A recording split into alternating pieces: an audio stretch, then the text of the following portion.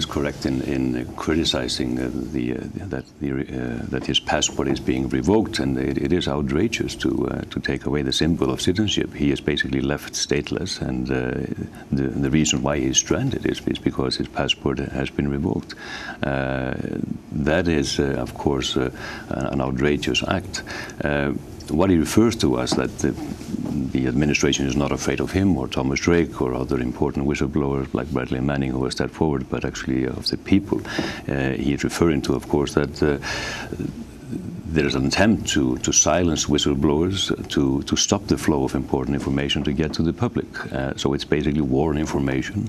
It's a war on truth that is going on, and it's in line with the attack on whistleblowers that we've seen in this country in recent years.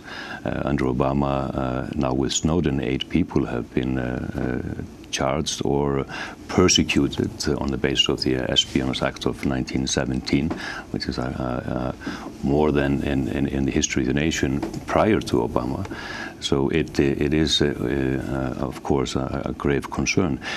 You are referring to the statement by Korea and Putin on playing down somewhat. It seems their support. I don't read too much into it.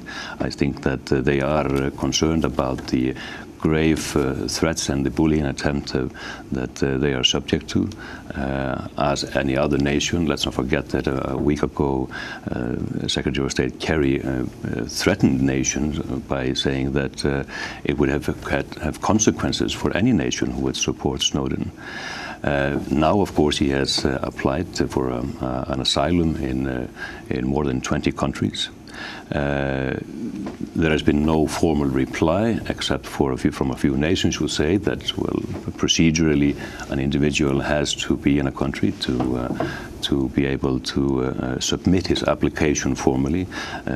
That was the case in my home country, in Iceland, where I personally contacted the government with a request from Snowden.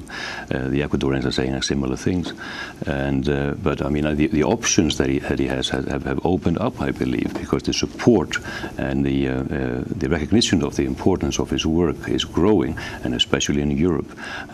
I would think that he would have a possibility of being granted asylum in many European countries. Well, and one of those countries now appears to be Venezuela.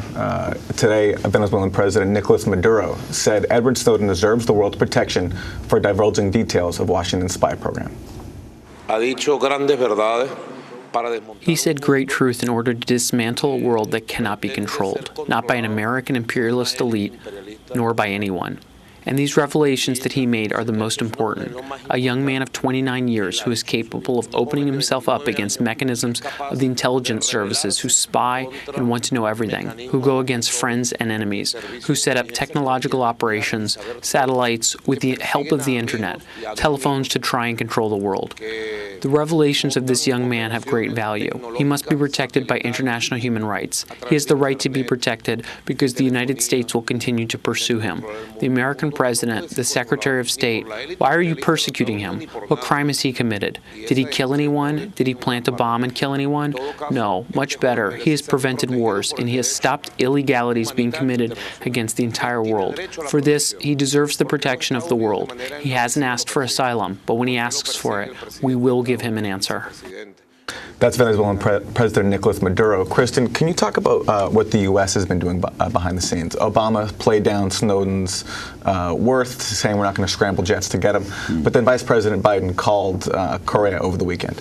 Yeah, and not only that, we see behind the scene a confirmation that there is an extreme pressure being put on nations around the world, despite that attempt to play down the situation and in Obama's speech in, I believe, in Kenya last week, when they saw the angry reaction to the harsh statement issued in the beginning of last week by Kerry and others. Now we see you are playing this words of support from the Venezuelan president, but I can assure you that there is great support among the public and leaders around the world. That is, and Amnesty International has issued a statement where they recognize Snowden's concerns for ill treatment if he returns to the United States, and they recognize his right to seek asylum under international law. And I believe that the public outside the US as well as in the United States, which is amazing, I think, given the extremely one-sided and negative reporting by the mainstream media, do support Snowden. In two polls that I've seen by Ipsos Mori of last Thursday, more people believed in the US that he was a patriot than a traitor. Earlier, a poll by Time magazine showed that 53% of Americans believed that he did the right thing by exposing these secrets. And if you look at an age group, 18 to 34 years old, 70% of them thought he was doing the right thing. So you see a generation gap there, young people who are not distracted by the absurd reporting in the mainstream media. They go to the internet, they rely on the internet. It's the generation of the future. They understand that the freedom of the internet and the freedom of information is essential. That's something that the administration in this country should be concerned about.